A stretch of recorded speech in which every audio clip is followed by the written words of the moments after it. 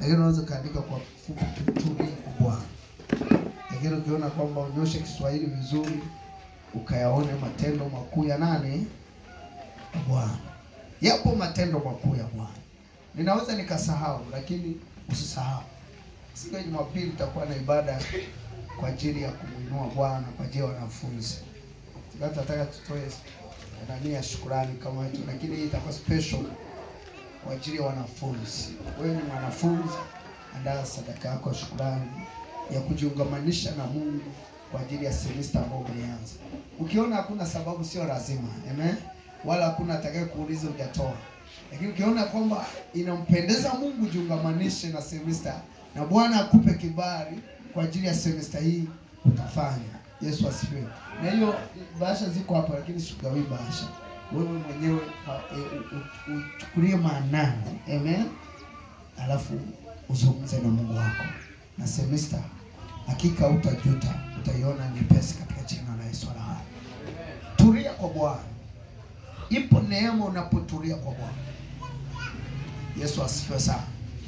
Kitabu cha Petro wa kwanza sura ile ya 5 mstari wa 6, Biblia inasema, basi nyenyekeeni chini ya mkono wa Mungu ulioko hodari. Mtu mmoja anaweza kusoma. Basi nyenyekeeni chini ya mkono wa Mungu ulio hodari. Basi nyenyekeeni chini ya mkono wa Mungu ulioko hodari, ili awakweze kwa wakati wake. Kwa nini nasema ili awakweze kwa wakati? Haleluya. For the own time. Bwana apewe sifa. Kwa wakati wake aliyokusudia, si kwa wakati wewe unavyotaka. Haleluya. Maana mtu aliyetulia anamngoja Bwana. Haleluya. Anangoja wakati wa Bwana. Yesu asifiwe. Yesu asifiwe. Lakini aliyemngoja Bwana anatulia, angaiki. Shida ni pale ambapo watu hatuelewi, tunashindwa kutulia kwa Bwana, tunaanza kuwaza sisi tunavyofikiri. Bwana apewe sifa. Basi nyenyekeeni chini ya mkono wa Mungu ulioko hodari. Hodari, kwa nini nasema ulio hodari? Ina maana ni kitu ambacho hakishindwi na chochote katika jina la Yesu. Kuna mambo ambayo unayaona kwako ni magumu, lakini ukitulia kwa Bwana yatakuwa mepesi katika jina la Yesu hai. Kuna vitu ambavyo leo unasirago navyo, lakini ukitulia kwa Bwana, maana unapotulia kwa Bwana unamwachia Bwana kila kitu katika maisha yako, alafu unamwambia Bwana, tenda katika jina lako Yesu wa Nazareti hai.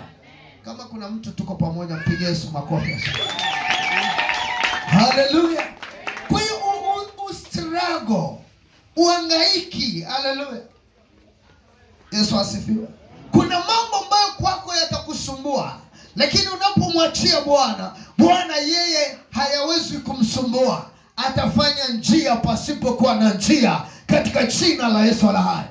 Nimekufundisha vita ipo. Vita tunaishinda namna gani nikakuonyesha. Haleluya. Sasa kinachotakiwa, inawezekana ukaelewa kwamba vita ipo. Haleluya. Kwamba naishinda namna gani, lakini usipokubali kutulia kwa Bwana. Kwa nini tunatulia kwa Bwana? Kwa sababu yeye ni hodari katika jina la Yesu hai. Hakuna jambo ambalo ni gumu, hakuna jambo linalomshinda yeye. Kwa wanadamu yasiowezekana, kwa Bwana inawezekana katika jina la Yesu hai.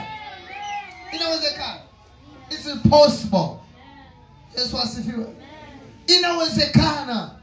Haijalishi wamekuambia nini, haijalishi wamekutamkia nini, lakini kwa Bwana inawezekana katika jina la Yesu hai. Kama unaamini kwamba inawezekana, yale unayoona ni magumu, ninaamuru kwa jina la Yesu yakafunguke katika jina la Yesu wa Nazareti hai. Ninatamka katika jina la Yesu hai. Amen. Ninatamka katika jina la Yesu hai. Amen. Yale yote ambayo kwako yanakunyima usingizi, Bwana akaachilia njia katika jina la Yesu hai. Amen. Usishangae. Yesu asifiwe sana. Kitabu cha Kutoka sura ile ya 14 mstari wa 10.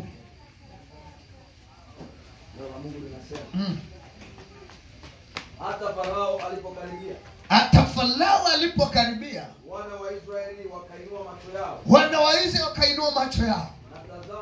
Na tazama, Wamisri wanakuja nyuma yao. Wanakuja nyuma yao Misri. Wakaogopa sana. Wakaogopa sana. Wana wa Israeli wakamlilia Bwana. Wana wa Israeli wakamlilia Bwana. Wakamwambia Musa. Wakamwambia Musa, Je, kwa sababu hapakuwa na makaburi katika Misri? Nasikia, yanapo kuna vitu viwili. Wamemlilia Bwana, Yesu asifiwe, lakini ndani yao hawatulii katika Bwana, wanaanza kumuuliza Musa. Hawajui kwamba wamemlilia Bwana ili afanye njia. Yesu asifiwe sana. Wanaanza kumuuliza, je, hayakuwepo makaburi